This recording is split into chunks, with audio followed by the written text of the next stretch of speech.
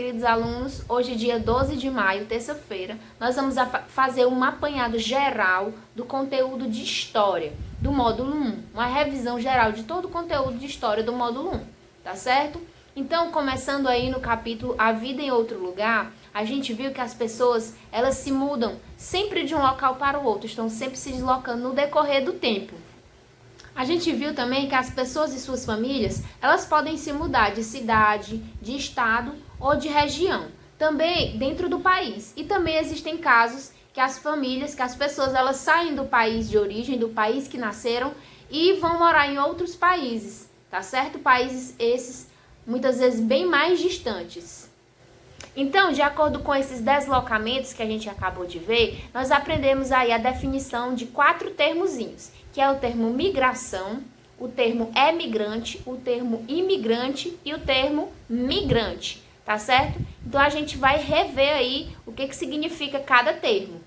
Então, migração é o movimento em que uma pessoa ou um grupo de pessoas muda do local onde nasceu para outro lugar, para outro local. Emigrante é quando uma pessoa, ela sai do seu país de origem, tá certo? Emigrante é quando uma pessoa sai do seu país de origem. E imigrante é quando a pessoa chega ao país que ela pretendia chegar. Por exemplo, emigrante, ela tá saindo do país de origem. E imigrante é quando ela chega no país de destino, no país que ela pretende chegar. Imigrante é o movimento que a pessoa faz dentro do próprio país, quando ela sai de um local e vai morar em outro local dentro do mesmo país, dentro do próprio país. Por exemplo, se eu moro em Teresina, eu vou me mudar para Parnaíba, tá certo? Eu estou só migrando dentro do meu país. A gente estudou também por que as pessoas migram, quais são os motivos. Quais são os motivos pelo qual se dá essas migrações. A gente viu que as migrações elas acontecem no decorrer do tempo, né? Aí na história da humanidade elas sempre existiram e que são vários motivos que fazem as pessoas a migrarem de um local para outro. E a gente viu que um desses motivos principais é a questão dos fenômenos naturais, como por exemplo, furacões, terremotos, tsunamis, seca, são alguns desses motivos que levam as pessoas a abandonarem o local onde vivem por causa desses desastres naturais. Um outro motivo é a fuga de guerras.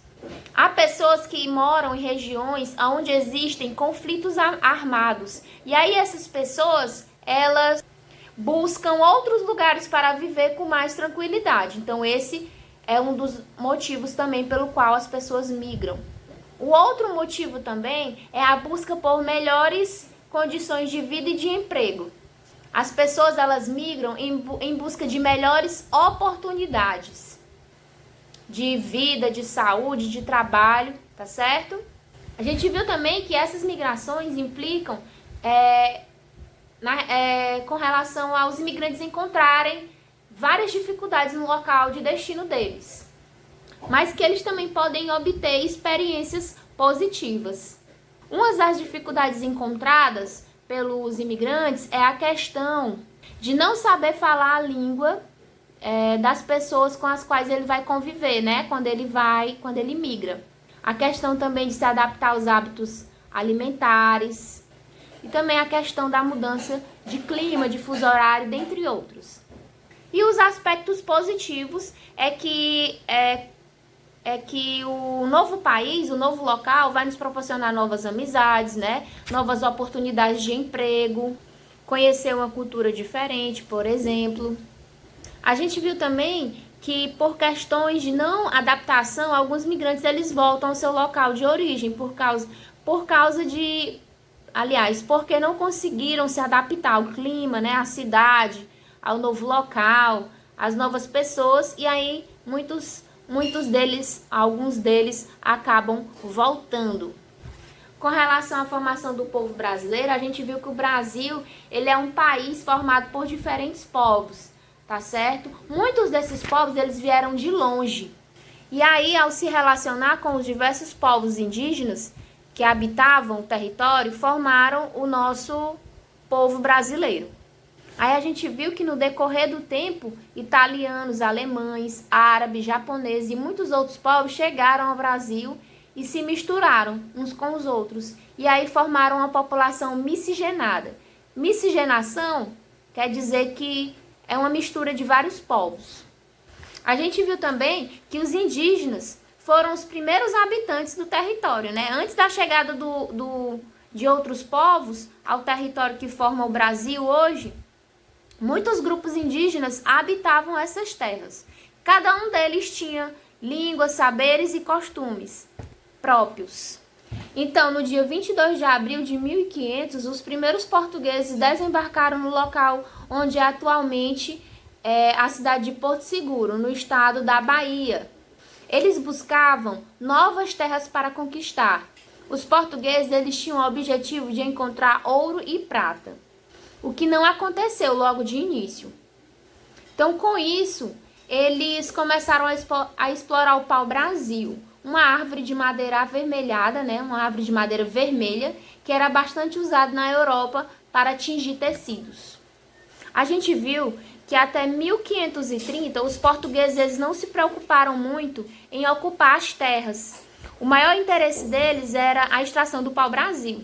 Então, somente a partir de 1530, o governo de Portugal mudou de ideia com relação à ocupação das terras. O litoral do Maranhão, do Rio de Janeiro, de Pernambuco e da Bahia eram os mais cobiçados pelos invasores estrangeiros, que, igual aos portugueses, também se interessavam aí pelo pau-brasil. Por isso os portugueses eles tomaram medidas para ocupar e defender essas regiões de outros povos. Então, com isso, o território brasileiro começou a ser povoado pelos portugueses e algumas vilas começaram a serem fundadas, com a intenção de povoar e de proteger e cuidar do território. Em 1532 foi fundada a primeira vila, denominada São Vicente, no atual estado de São Paulo. E em 1549 foi fundada a primeira capital do território, chamado Salvador. Com relação ao cultivo da cana-de-açúcar, com a fundação das primeiras vilas, os portugueses eles instalaram alguns engenhos para a produção de açúcar e vendê-lo na Europa. Para isso, eles conquistaram as terras dos indígenas e tentaram escravizá-los para o trabalho nos canaviais, o que gerou conflito e fuga dos nativos para o interior do território. Só relembrando, recapitulando com vocês, engenhos é uma máquina de moer cana-de-açúcar, tá bom? E os canaviais são plantações de cana-de-açúcar. E os nativos, quando eu falo em nativos, eu estou me referindo aos indígenas. Com relação aos povos africanos no Brasil, a gente viu que no Brasil há um grande número de brasileiros descendentes dos povos africanos. Esses povos eles foram trazidos à força para o Brasil a partir do ano de 1538 para viver e trabalhar como escravos nos engenhos. Então essas pessoas elas foram obrigadas a trabalhar em minas de ouro, cidades e lavouras de café. Os africanos eles trabalhavam muito e não eram pagos por isso. Eles também não tinham liberdade e eles eram considerados propriedade de seus donos, propriedade de quem os comprava. Eram tratados como mero objetos. Esses africanos, eles eram capturados lá na África e comprados pelos senhores de engenhos. Então eles eram trazidos vivenciando péssimas condições de higiene. Então quando eles chegavam ao Brasil, eles chegavam aqui como é que eu posso falar? Mal, né? Eles eram trazidos em péssimas condições. Lá os navios eram muito sujos, a comida também era péssima. Então, quando eles chegavam aqui, eles eram vendidos para os senhores de engenho, para trabalhar como escravos. A gente também estudou algumas principais migrações internas no Brasil, certo? Rumo ao norte, rumo ao sudeste, rumo a Brasília, rumo ao sul e ao centro-oeste. A gente também estudou as transformações que os migrantes eles causam à cidade, né? As contribuições que eles levam para o novo local de morada.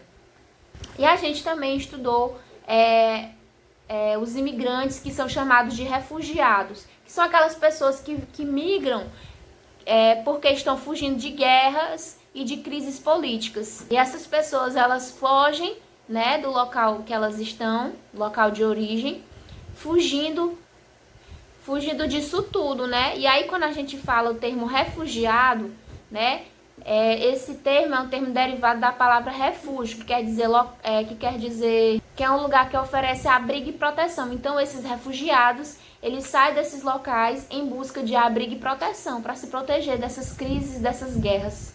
Aí a gente viu 3 principais povos que estão passando por dificuldades, né? Que são os venezuelanos, os sírios e os povos africanos. Então, história nós vamos ficar por aqui. Eu espero que vocês tenham refrescado a memória e que tenham, como é que eu posso dizer, absorvido mais informações, tá certo?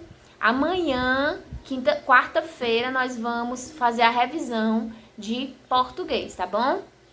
Um beijo e até a próxima aula.